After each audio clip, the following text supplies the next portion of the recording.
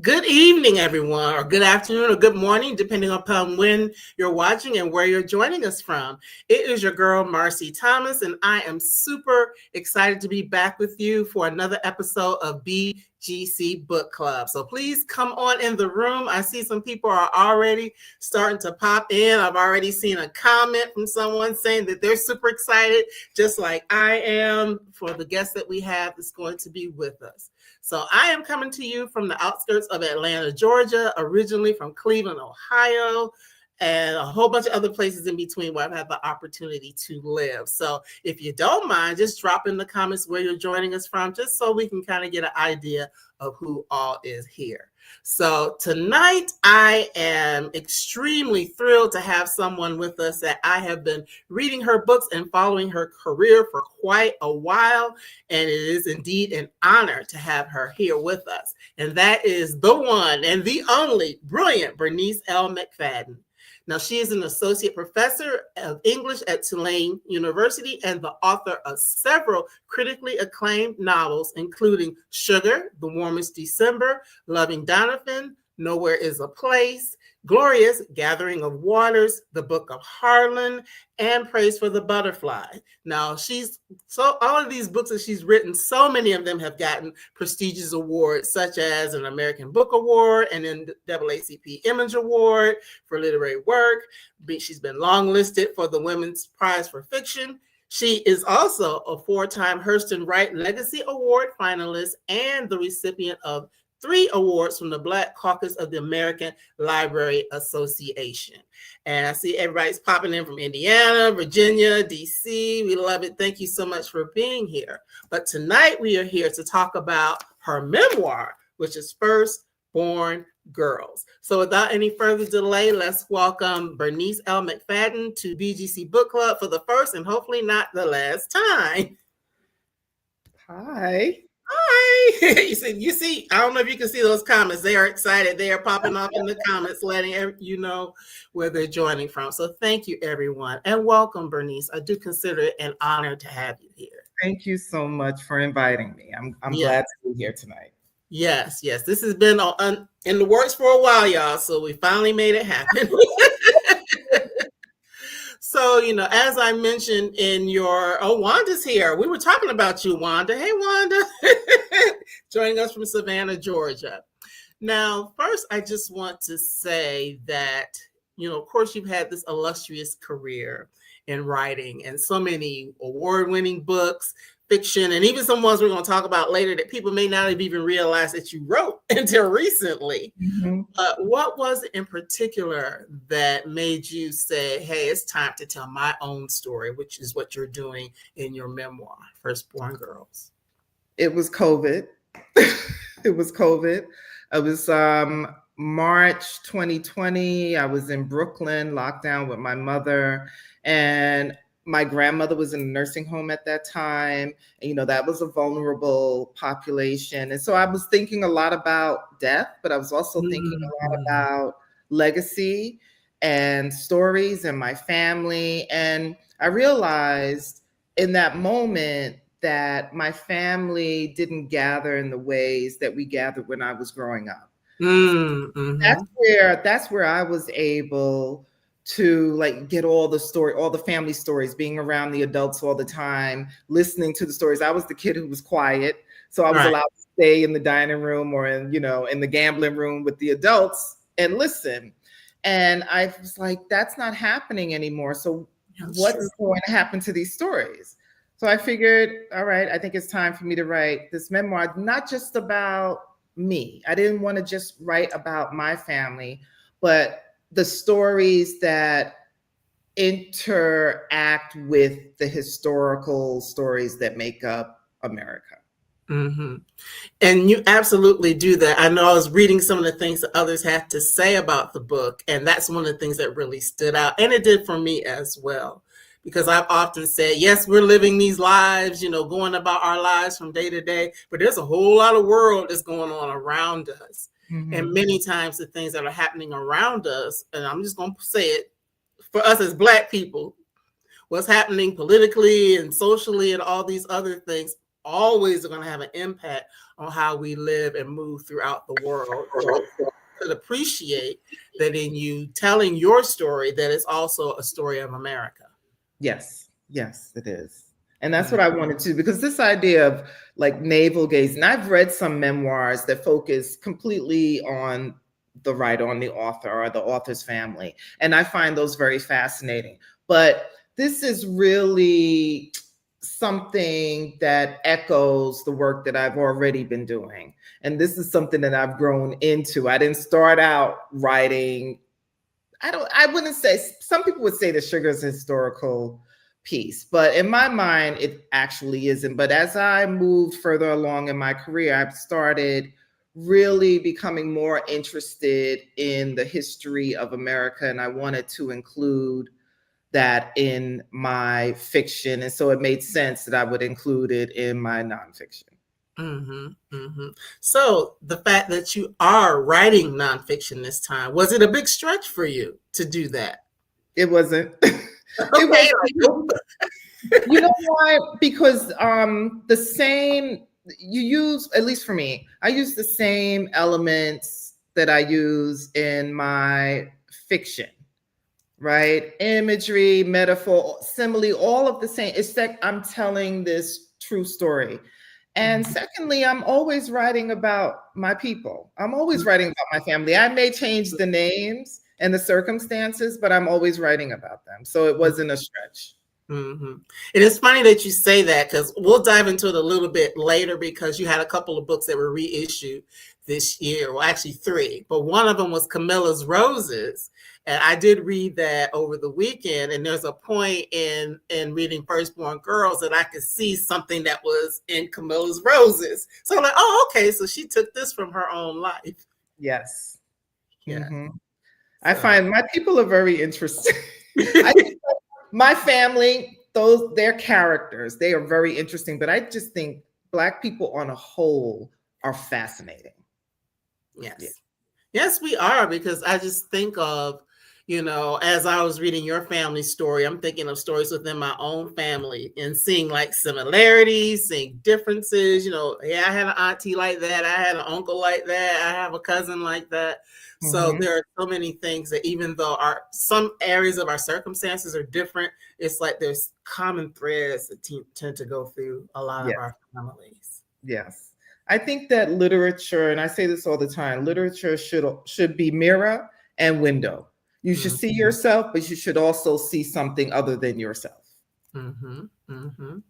Now, in deciding to write Firstborn Girls, now, of course, you have this very colorful family. You could have done a whole lot of different things in deciding to talk about the family. But Firstborn Girls, what was it that drew you to want to tell the story from that lens? My mother's a firstborn girl. Her mother's a firstborn girl. I have a firstborn girl. And many, many years ago, early in my writing career, I started a blog called Firstborn Girls.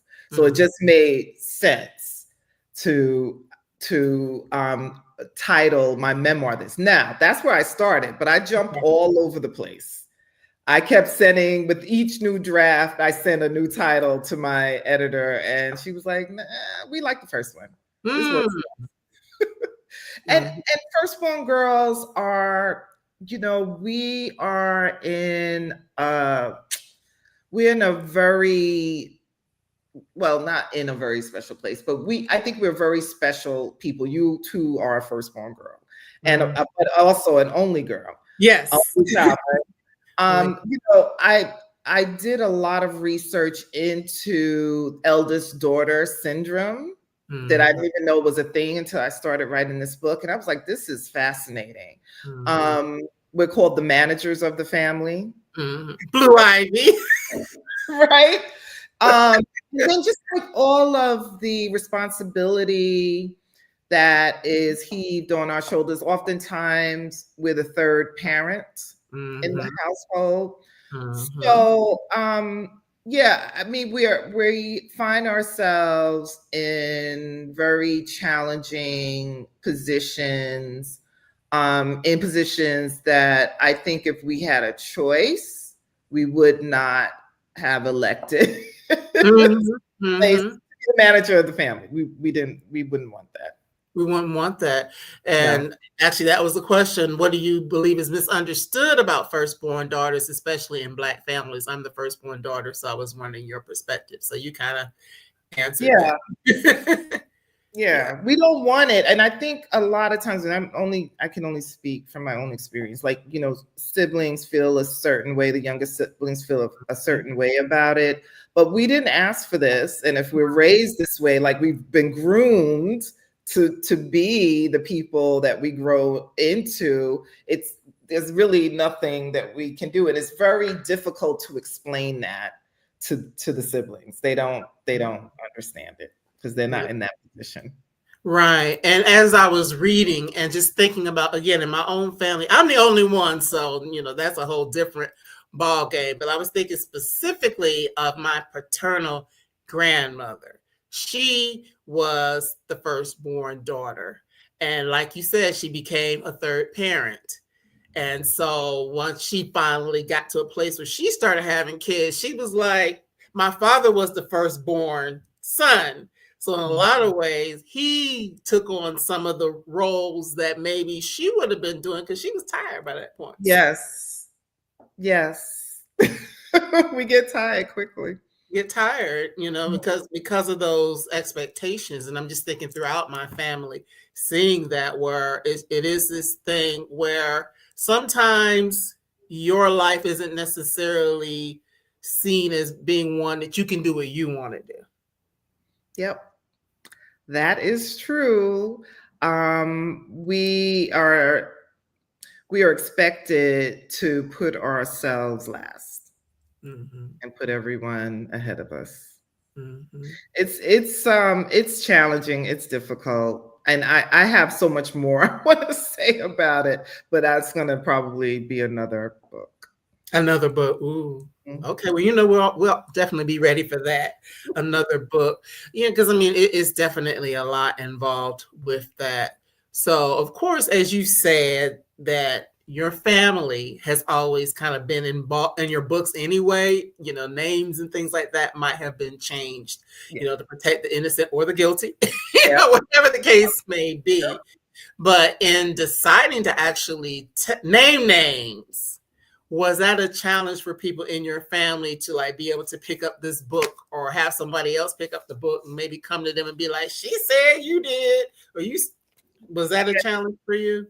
No, not for me. It wasn't a challenge for me. I have one family member who took issue with it. It's a family member I don't even know. I hear that they have since, gotten over it, but the other family members that I had conversations with, they were fine with it. I don't think, I think that it is difficult to read something about a family member that is not kind, right? Or does not uphold the myth. Right? And so cognitive dissonance comes into play. You don't want to believe it. And then we've been groomed also to protect those people in our family that should have been outed a long time ago. And we carry that into adulthood. Right. So I understood the person's reaction to reading this information about their family member. But it took some time. I understand again that they have sat with it and now they get it, they understand it. Because to me, I'm sorry.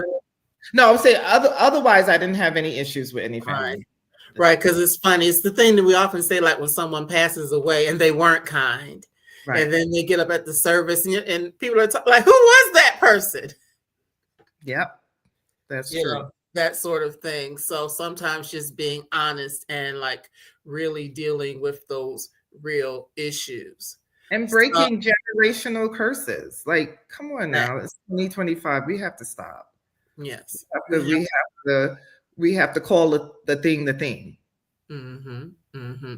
Yeah, that is so true, to not feel like we can't talk about it, because there's healing. Yes, it's difficult to go through that process of, sharing all of those things or bringing all those things into the open, but there's healing in the midst of all of that. Yeah, that's right. And if we truly want to heal not only ourselves but future generations, sometimes, like you say, you got to call a thing and be able to have those tough conversations along the way. Yeah, absolutely. And I think young people, this generation, and this, I'm just basing this off of what I'm seeing in the classroom, they're all about telling the truth and breaking those generational curses. And that is heartening. Like, I love that. I love that for them, and I love that for us. That is so important that we're able to do that, because keeping those secrets hasn't served us well. No, it's not. It's not serving us well. Now, because this is a memoir, I know that you had to not only dive into the history of your family, but also diving in just to the history of the United States and just other things that were happening in the world that would have impacted your family. What was that process like? Was it that you kind of knew what time you wanted to talk about and then looked at what was happening during that time, or from a crafting perspective, how did that work? So, so I, whatever era I was writing about, like 1970 to 1980, I would just type in Google what was going on between 1970 and 1980. I had my own memories, right, but I wanted to, delve deeper into what was happening historically. And then, I just pick and choose, like, well, this is interesting, or this, oh, I remember this, but I didn't know maybe the backstory of a particular incident. So that's how I usually handle research. And I'm fascinated by patterns, right? And so patterns appear in the memoir quite frequently. We're sitting in a pattern right now, right? Right. So, and we're just like in this historical loop. And so when people start freaking out, I'm at an age where I could say, we've been here before. Right. And we survived it. Right. And we'll probably be here again. Right. But we can get through it. Right. Yeah. Right, because there is a place in your book where you list a very specific date, like all these things happen on March 3rd throughout, or March 16th throughout history, where it's like things are kind of showing back up. It might look a little bit different, but it's the same issue that continues to show back up. And so that also speaks to how, a lot of times we have heard that we may be carrying the traumas or the things from past generations, and that is because these things keep showing up. Absolutely. And again, if we're not speaking to those things, if we're not unearthing those things, then that can be how we're not healing. Well, that's why it's so important for this administration to erase and whitewash history. That's why it's important for them to do it. They're like, well, if we just, act like it didn't happen or lie and say it didn't happen, then, we can go forward. People will believe like this is the first time, or this is an anomaly, and it's not. This is just what they do. It definitely isn't. They've been playing from the same playbook for a very, very, very long time. They lack imagination. That's why. That's right. From the perspective of telling your personal story, because there are things like you talk about what happened to you on your second birthday or right around your second birthday. And everybody, Bernice and I share the same birthday. We're just 1 year apart. So it's like, oh yeah, we're birthday twins. Yes, I love it. And we both have L as middle initials. So I just love that. But tell the other thing that's quite interesting. The other thing that's quite interesting, the thing that happened with Bernice on her second birthday was my first birthday, but in the same city. So she was in Cleveland, Ohio, or traveling from Cleveland, Ohio, when something pretty significant happened. I was in Cleveland, Ohio. Oh, you were in Cleveland when it happened. I know you were on your my second birthday there. Right. And celebrating your first. Right. And I was born in Cleveland, Ohio. So it's like, so talking about, well, we'll talk about, serendipity or whatever you want to call it. We were meant to know each other. Clearly, because there's just too much in common, along the way, just with that. But of course, with things that happened to you at the age of 2, there were things that people will have had to tell you what happened. Mm-hmm. So, of course, when you're writing memoir, you're definitely telling your story. So there are the things that were told to you about what happened. And of course, there are, you had some physical evidence of things that happened to you at that time. But then just in terms of your own memory, where did that kind of start? I have a memory of, it's like a flash of being on a hospital gurney, being pushed down a hallway in the hospital, and seeing my mother coming towards me. Now, for a long time, I thought that memory was of me being admitted into the hospital when I was 5 to get my tonsils removed. And then the doctor was like, you don't need your tonsils removed. I don't know. I think that memory came about because my brother, who's 3 years under me, he did have to go into the hospital to get his tonsils. So in my child's mind, that was the memory.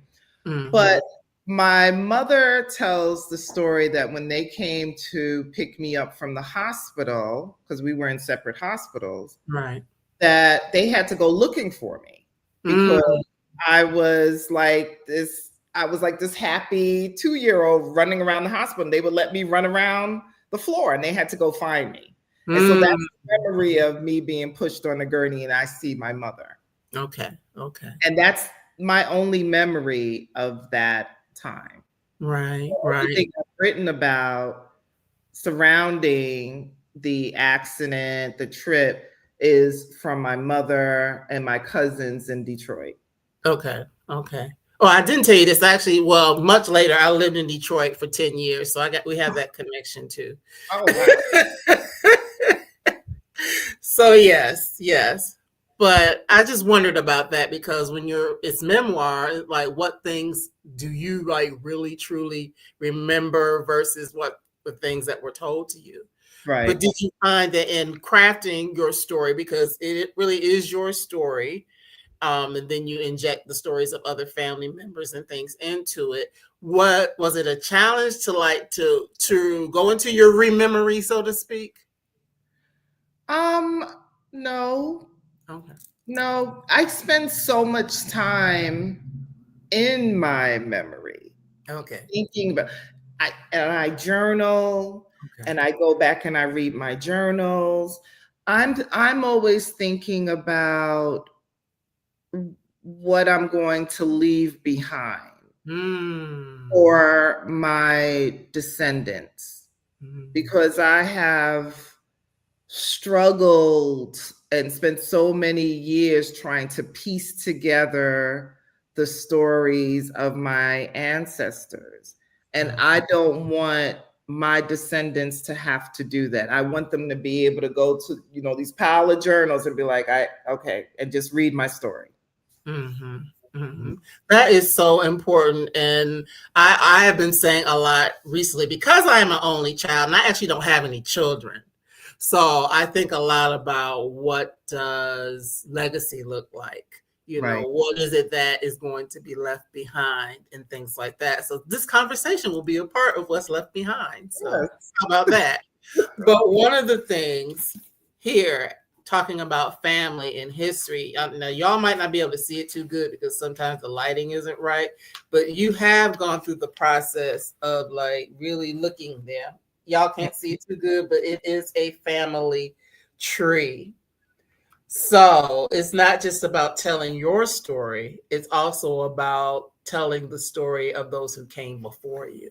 Yes. And it's looking at the tree. Yeah. That their stories, well, a lot of those people raised me. Right. And I miss them dearly. And I think my people are fascinating. And so it was really important for me to put their stories on the page because they have grandchildren and great grandchildren who don't know anything about they were, either not born when they were alive or very young when they were alive. Yeah. And that's such a powerful legacy to be able to do that for everyone. And, sometimes I feel like, how can I put it? People will say, oh, well, folks just weren't trying or this or that or the other, but not really looking at the context of what was happening. I saw the look on your face. Look at but we hear it now. Oh, yes, I know. But not looking at the context of what's happening around you, the things that are surrounding you that maybe had people make decisions that sometimes others might, side eye, but they had reasons for making the choices that they made. I think that understanding comes with age and education. Educating yourself, reading. I'm like, oh, okay. Right. Oh, I understand now why my grandmother made this particular decision. I mean, even just the decision to leave the South and go north, leave everything that they knew, right? And go to New York and go to Chicago and go to Detroit and start all over again. Right. With, $5 in their pocket. Right. It's crazy. Even my people who came over from Barbados, like to leave your country and just go to this strange new world and start again. I just went to another city. That's all I did. And it wasn't that difficult, but and still close enough that I could get home to New York if I need to. But it takes a lot. And they all did it because they wanted a better life for themselves and their children. Absolutely. Absolutely. I like this. And it is in your book. For years, I chased the woman the world told me to be. This book is about the woman I finally claimed for myself. Yes. And that is, for me, Bernice, that's one of the things that's really powerful about this book. Because, yes, you're talking about your family, you're talking about your history. And because we're right there together, a lot of stuff I can remember, because I remember Jimmy Carter being the president, there are certain key points in your journey that I remember, as well. But it's also a story of not only your family's perseverance, but also yours. Because thinking about growing up in the 70s and watching what was it? The Waltons. The Waltons. And those of you who are old enough to know the Waltons, you know who they are, what it was all about. For those of you who don't, go Google it. Google is your friend. But, just understanding that you saw this white character who was a writer. And at a young age, you were like, hey, that's something that I can do. Yes. Yeah.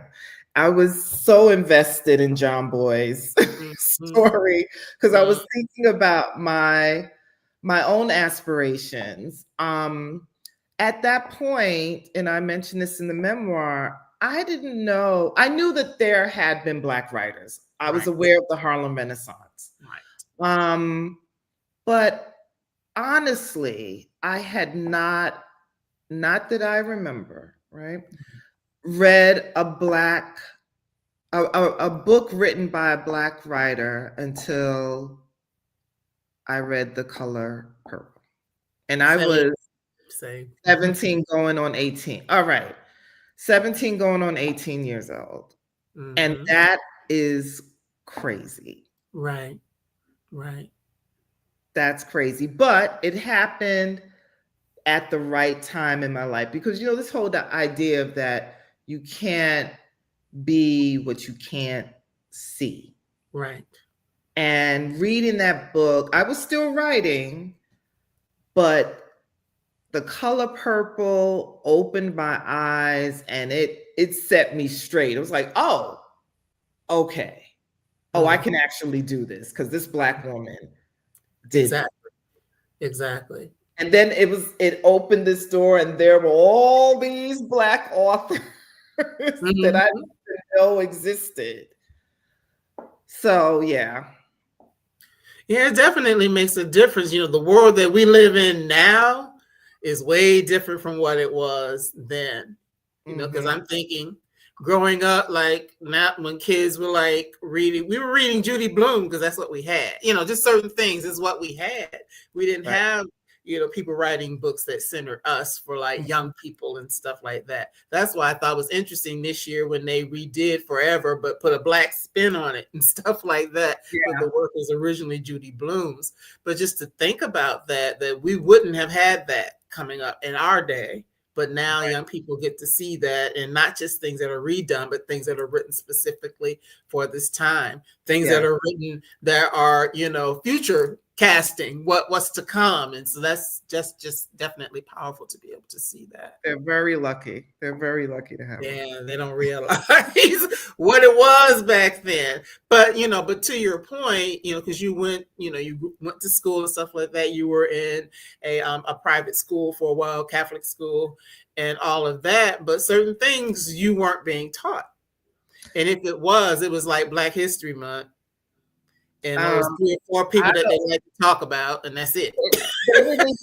I don't even think when I went to boarding school in Pennsylvania, majority white. I don't even think we celebrated Black History Mhm. Month. This is 79 to 83. Again, and then in history class, yeah, it was just probably the Peanut Man, maybe Rosa Parks. Right, right. Martin Luther King. Yeah, they didn't talk. They didn't talk. They didn't talk about Malcolm X. Absolutely not. Too radical. But yeah, too radical.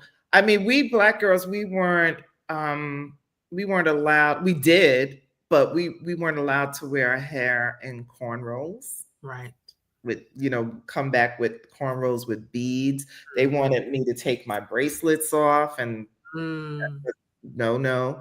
Yeah, it was just this. It was such a weird world to live in. After coming from Crown Heights, Brooklyn, and being around Black people my entire life, it was very strange.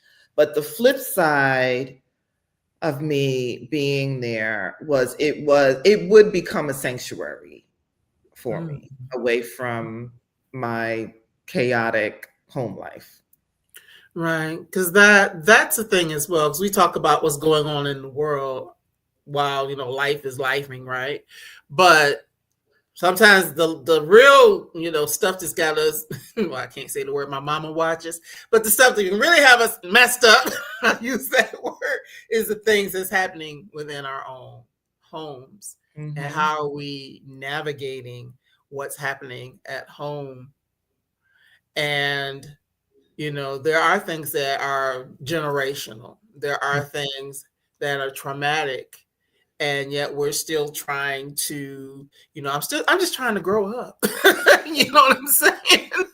I'm just trying to go to school. I'm just trying to do, X, Y, and Z. But there are so many things that are oftentimes getting in the way of that. So I definitely can understand your desire to have that refuge, even with some of the things that happened while you're there that were a little bit trying. It wasn't the same as being at home. Yeah, a whole different set of challenges. But I appreciate everything, the good, the bad, the ugly, the indifferent, because without those experiences, I wouldn't be having this conversation with you. Those experiences made me the woman that I am today. And so I like I have this quote in the book.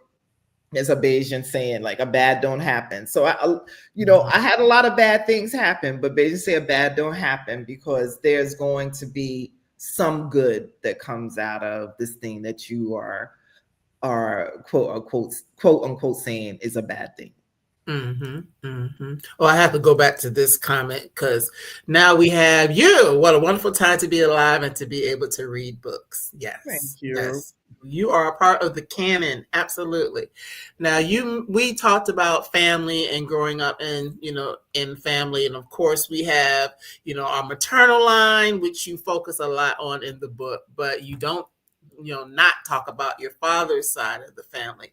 And someone asked a question here earlier on. I want to know more about your father's upbringing and his relationship with his mother. Do you have a desire to dive into this with future books? I do. I'm going to write a follow-up to this memoir because there's so much information that I couldn't put into this book. It would have been, 800 pages. So in the follow-up, I'm going to focus on my father's line. And I'm still researching, that side of the family is very secretive. And I'm the Caribbean limb. But my father didn't know much of anything about his dad or his dad's people. Before he died, I was able to discover quite a bit. And since he's died, I've discovered quite a bit more. In fact, I found some direct cousins about during COVID. And I found information. I found them. They live in DC, and I sent them a whole packet of information. And we actually met for the first time summer 2024. Oh wow! So that's just last year. Yep. Wow. Yes. And I was looking at the family tree again because you're right. When we look at your dad's side, there's not as much information there, and I'm sure it's probably more since you did this tree based on. Oh yeah. With the follow-up memoir, the tree that will be in that memoir will completely focus on the paternal. Yes. But see, in my family, it's the opposite. On my dad's side, I got a lot more on my dad's side than on my mom's side when I, look at the tree and things like that. So it's just interesting, how things, because sometimes it's about information being kept, and to your point that he, is not a Native American, what type of records and things like that were being kept, where he's from and things like that, and your access. Well, he was born and raised in Brooklyn. I'm sorry. Yes. His mother's people from Barbados. Right. And his father was born in Kentucky, in Louisville. Okay. And those people are actually from Georgia. His grandparents are from Georgia. Okay. My mistake. So so there's parts of it that, might be a little more challenging to get the information because we know just as Black people in general, and it's probably why I can't find a lot of my mother's stuff because she is from Southeast Georgia. And how good of records were they really keeping the further back that you go? Yeah, it's rough. It's hard work, but it's also love work. It is. It is definitely love work. Now you did your African ancestry lineage, correct? Yes. So that ties into the book as well, just understanding where you really, really come from. Well, that's probably all going to change because we have all this new information coming out about so-called, descendants of Africans actually being indigenous to the Americas and how these DNA companies are suppressing that information. So who knows by the time the follow-up memoir comes out, what new information I might have. But as it stands, my mother's, the first ancestor on my maternal line in this country comes from an ethnic group called the Bamileke people who are now in West Africa and Cameroon. Majority of them are in Cameroon, but they originated in Egypt, and their spirituality was ancestor veneration. Right. But when the Arabs started coming in and forcing Islam on them, they outlawed ancestor veneration. And so the Bamileke people moved to West Africa. So that was fascinating to me because I have been venerating my ancestors for a long time, even before I realized I was consciously doing it. And so when I discovered this information, I was like, well, this is already in my DNA. Mm-hmm. But even if they lied to me, telling me that I am a descendant of the Bamileki people, indigenous cultures practice ancestor veneration all around the globe. All around the globe.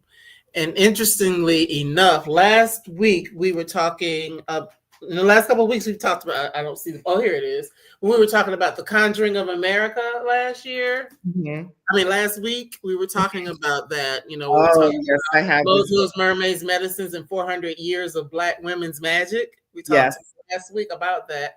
And a lot of that is a part of who we are.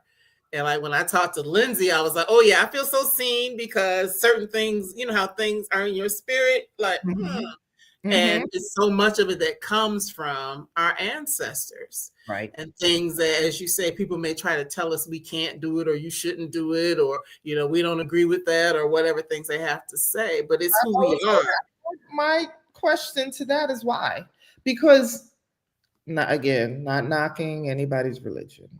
Right. But I mean, it seems very clear to me, if your grandmother or your mom, whoever, someone you love, was so kind and so good to you here on earth, and then they passed away, and you start speaking to them, you miss them so much, you want to stay in contact with them, how then do they become a demon on the other side?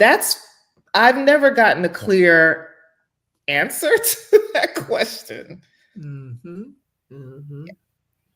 I talk to mine all the time. They show up in dreams and everything. So many different ways they show up. They are always, as long as you're open to it, the more you open yourself up, the more visible they become. And I mean, you may not see them in their physical form, but they show up, strangers, birds, butterflies, like all kinds of ways. And I love knowing that they are here with me. So this is a segue to the last thing that I have scrolling. If y'all looking at the bottom scroll or the different places where you can connect with Bernice, and that is the fact that you have coined the phrase angel sister. Yes. So how that came about was, obviously I'm writing a lot about ancestors, and I work in the Word program, Microsoft Word program. So when you misspell a word, there's like a squiggly red line underneath it. And I'll just write.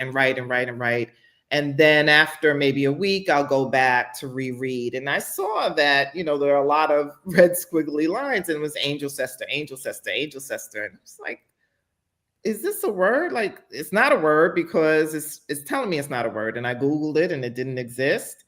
And then I called my attorney. I trademarked it. But that was an obvious gift from my ancestors. Yes. Right. Yes. And writing this story and venerating them and keeping their lives alive on paper, putting their stories down so that their descendants can, meet them on the page and get to know them on the page and maybe start venerating them themselves. So that was the thank you from them. Yes, I think that's such a beautiful thing. Now, with the angel sisters that you're doing, that people can tap into from your website, what you're collecting stories. So tell us a bit about that, so people can get into it. Angel Sister, the podcast. I think we have about maybe 8 episodes up. We have 2 more, and then we're going to close out the season. So I'm asking people to share their angel sister stories. And if you go to Angel Sister, the podcast, just listen to some of the stories so you can get an idea of what it is we are looking for. People, a lot of times people have these interactions and they don't recognize them for what they are. So I think once people listen to the stories, they'll be like, oh, okay, I remember when. Yeah. And I'm also working on a journal and a workbook for people who want to learn how to communicate with their angel sisters. I also want people to understand that not all ancestors are angel sisters. No. All angel sisters are ancestors, but not all ancestors are angel sisters. Because you know who those folk were on this side, right? There was the people say good stuff about, and it really wasn't. Right. Those are not the ones you want to call on, right? You just ask, I want the ones who love me. Come on, now. Will protect me. Those are the ones that I want. Those are the ones that I want. Yeah. That's the right way to do it. Our friend Wanda is saying, I love that copywriting words while you research. Yes, because that's powerful, because somebody would try to take it and claim it as their own, but no, that belongs to Bernice L. McFadden. Yes, that's mine. That's yours. That's yours. Let me see. Your experiences inform your writing in an amazing way. We are part of the Barbadian culture that traveled for their very survival to Panama and other countries. I look forward to the next book. Well, thank you very much. Thank you. I was thinking about Panama the other day because there's a lot of things happening over there. But, I think in the book I write, if not in the memoir, certainly in one of my novels, about, when they were building the Panama Canal, we had all these Caribbean men go over there to work on the canal. They also had Europeans and white Americans going as well, that they paid the Black workers in silver and they paid the white workers in gold. Oh, it's in here. It's in here. Okay, yeah. So when you talk about like generational wealth and how come we don't have it, and it's like, it's right there in front of you. So why aren't you choosing to believe what Black people are telling you? It's I don't know. It's wild. Well, I think that just like a lot of things we see nowadays, people don't really care until things start to impact them. And then it's like, oh, now all of a sudden we care. Oh, now all of a sudden it's not fair. Surprise. Not right. Why? Oh, I can't believe. I'm clutching my calories, not the problem. I can't believe it. Because it's impacting you now. Yeah. As long as it's those people over there, the level of care or concern about what's going on. And this is how it had to happen. It needed to unfold this way. And I'm glad that Black people are learning their line dances and learning how to crochet and snapping pants. Yep, snapping pants. Absolutely. So now, of course, just have a couple more questions, and we're going to talk about your other books that got re-released this year. But going through the process, I know you said you started working on it during the pandemic. So did you end up having to like kind of rewrite? Because I feel like there were some things that were going to come out sooner and then it came out later, or maybe I'm getting that wrong. No, you're right. It was supposed to come out in 2023. Okay. And I was struggling. I was having a difficult time. And I don't know why I was having a difficult time. I know that for a while I was confused about the structure of it all. But so I split my time between New Orleans and New York. And so I can get into a groove of writing, and then I have to pick myself up and move cities, and it throws me. And also I'm teaching and writing, and that's kind of new for me.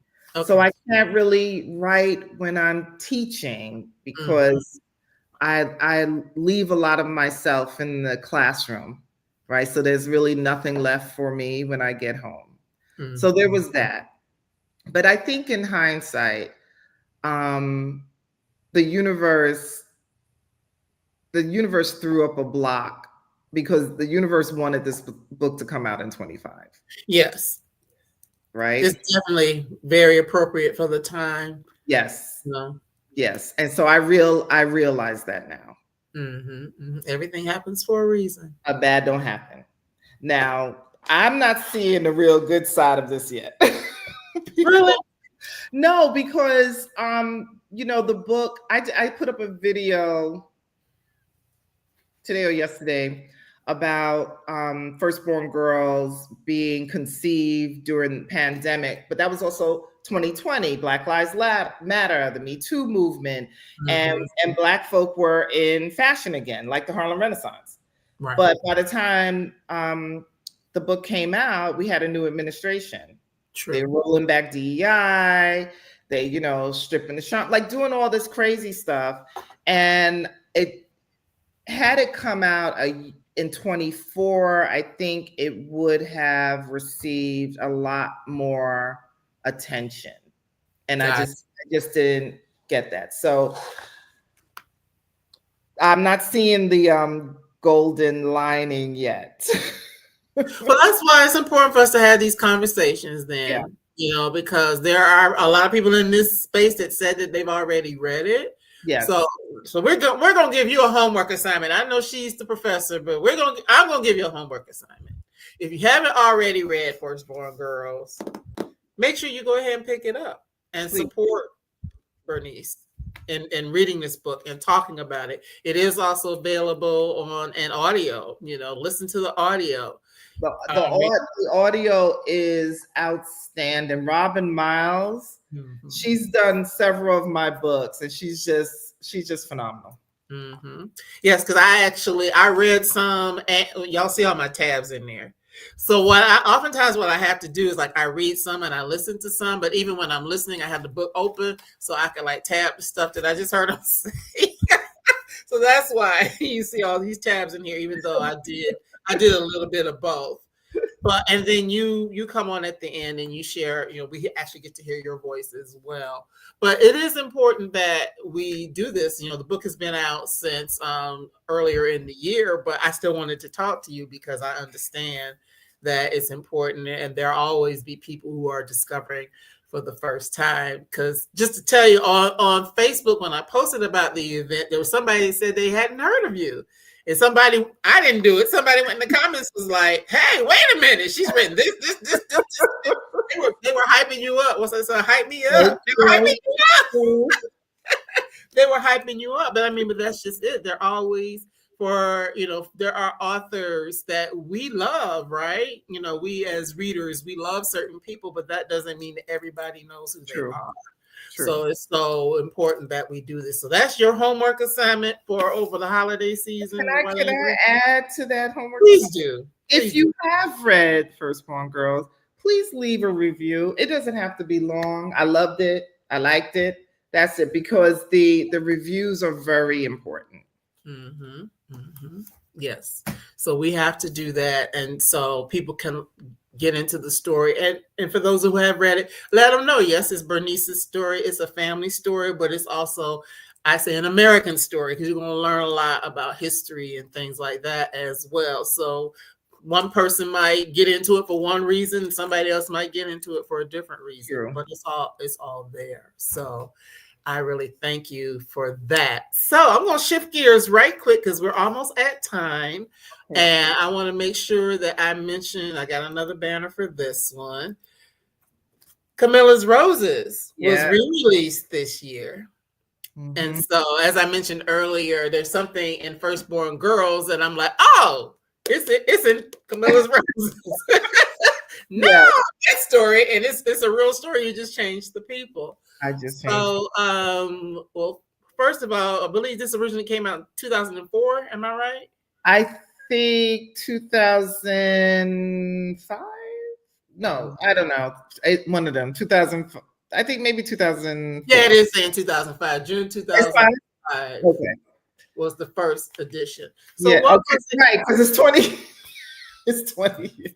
Right. So, what was it that led you and the publishing company to want to go ahead and re-release this particular book? So they decided back in 2020 that they wanted the year that the memoir was scheduled to come out to be the year of Bernice. That's Yes. their words. Okay. So I was like, okay, Mm-hmm. fine. And I hadn't revisited that book for a very long time. So it was interesting to go back and reread Camilla's Roses. Mm-hmm.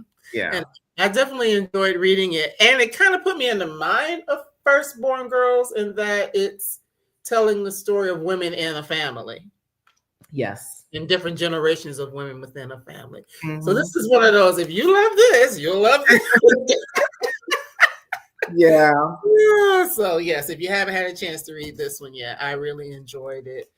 And also this year, and more recently, you had, first time released in your name and not your pen name, Groove and Fever. So if y'all like, tell them about these. Okay, so Groove was first published in 2005. So I have two books that came out in 2005. I had started writing Groove, before Sugar was published. Okay. Before Sugar even had representation. Okay. And that's why I started writing Groove, because I was receiving a lot of rejection letters basically telling me that there was no audience for Sugar and I should read what's out there and, try to resubmit. And it was just like, erotica was really popular and chick lit was really popular. So I was like, okay, I'm going to get in the door with this book and then switch gears.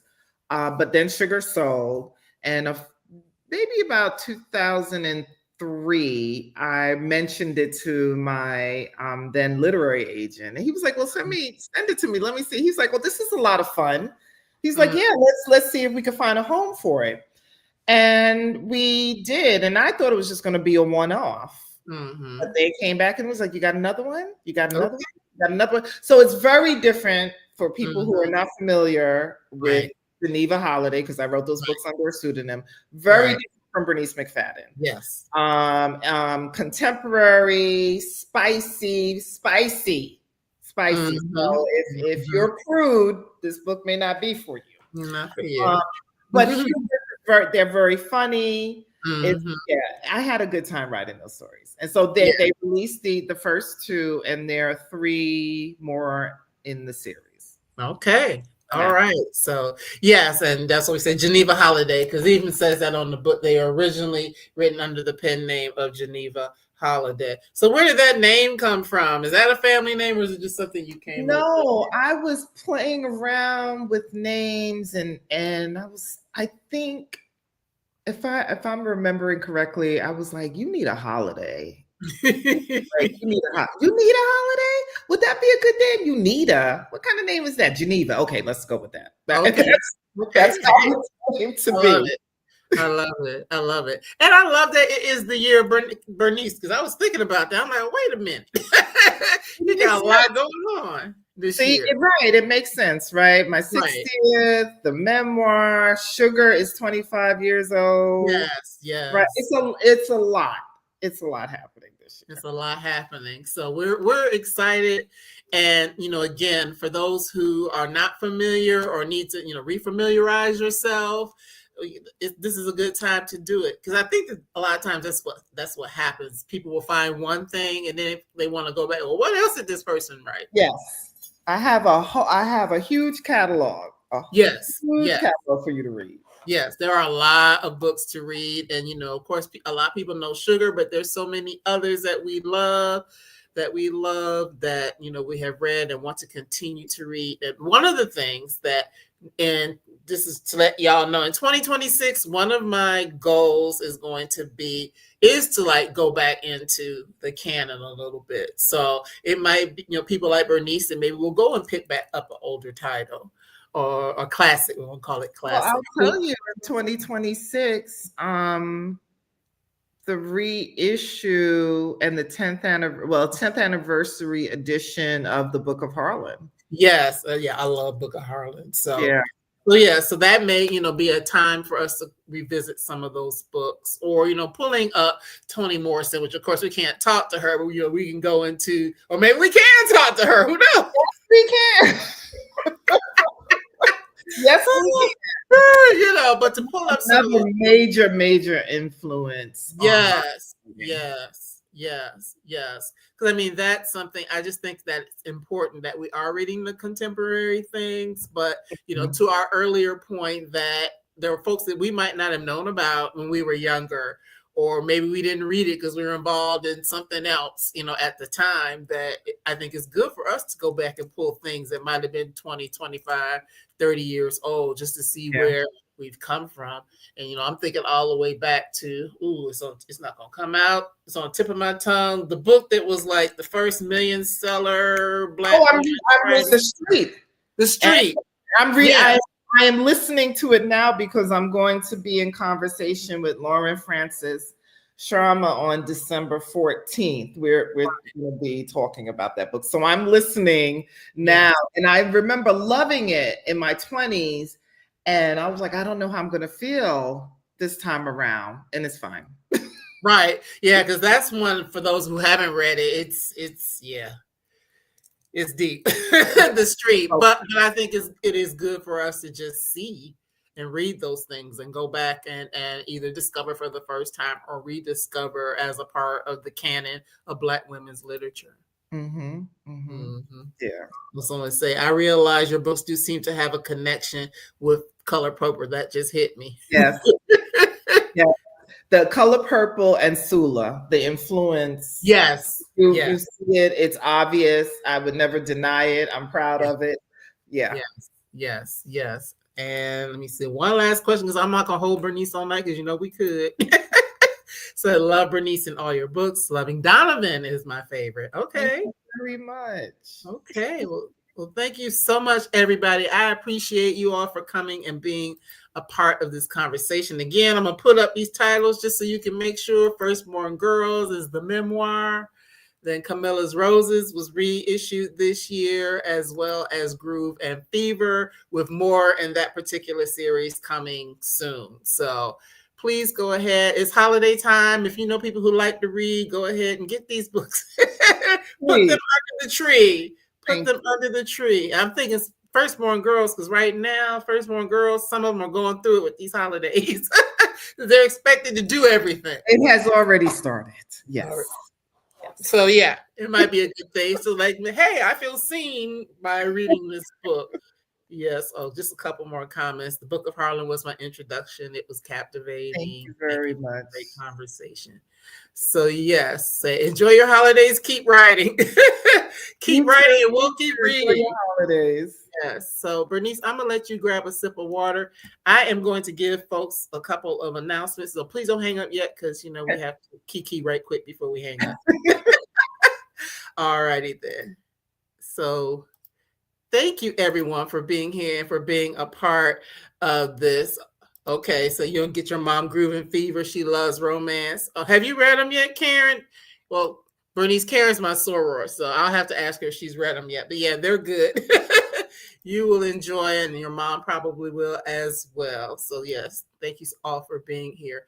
But in the off chance you don't have a space to go and purchase your books from, as a reminder, there is a Brown Girl Collective bookstore, and it is just that, Brown Girl Collective bookstore.com, that is affiliated with Bookshop, if you like to shop on Bookshop versus maybe some of the other online bookstores. But if you go there, all 4 of the books that we mentioned tonight have top billing on that page. If you go there right now, you will see all 4 of Bernice's books right there at the top. Friends say I'm approved. So yeah, those books might not work for you if you're approved. I'll be reading Firstborn Girls next. Yes. Thank you so much. And thank you for the compliment on the jury. I appreciate that. So this by means of what is coming next. Can you believe it? We are at the end of November. So this is actually my last live show for the month of November. I do have like a short interview that I pre-recorded that I probably will put up within the next day or so. But this is the last live for this month. So coming in December, y'all gonna get to see everybody that's coming in December as we finish up and lead into our end of year celebration, which is always the best books by Black women for the year. And I know that Bernice's memoir is gonna be on the memoir list, but we vote for the best books of the year, and that'll be coming for the very last show for the year. But between now and then, we will talk. Speaking of Toni Morrison, we are going to have Dana A. Williams here to talk about Toni at Random, which is the iconic writer's legendary editorship. So this is going to be talking about Toni Morrison as an editor. That is a week from today. Next Wednesday, we will have Rachel Laria. Forgive me if I'm saying it wrong. She'll be here to talk about Black Capitalists, a blueprint for what is possible. After that, we will have Erin Crosby Eckstein with Junie, which has been a top book of the year. A brand new book that's coming out, and actually I'm in the acknowledgments because I was interviewed for this book, but Bloom How You Must by Tara Pringle Jefferson. She will be here.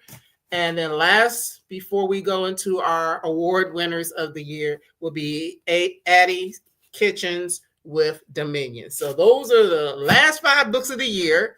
So I'll be doing a lot of reading and also sharing out, the list for you all to vote for your best of the year. So be on the lookout for that. And in the meantime, in between, somebody's saying, please read Junie. Yes. Here's something for I listened to the audio and follow along in the book. Yeah, like me. Firstborn Girls, I loved your mama's mama, your grandma. I don't know if it's because I'm a grandma now or because she was a bad blank. Bernice can't see that in the background. And don't worry about the books. I'm not gonna hold you all, but I'll be posting on social media, so you'll be able to see who the next people are that are coming. So I don't keep Bernice too long in the background and go through them again, but be on the lookout for those announcements. Somebody said you have the next 5 books. Okay, then I expect to see you here if you got them all. I expect to see you here for those conversations. So I look forward to seeing everyone. Please have a great holiday. Be safe. Take good care of yourselves. If you're one of them firstborn girls, don't let them wear you out. Practice your boundaries and all those good things. And I look forward to seeing you again here next Monday. Same time, same place. Take good care. Bye-bye.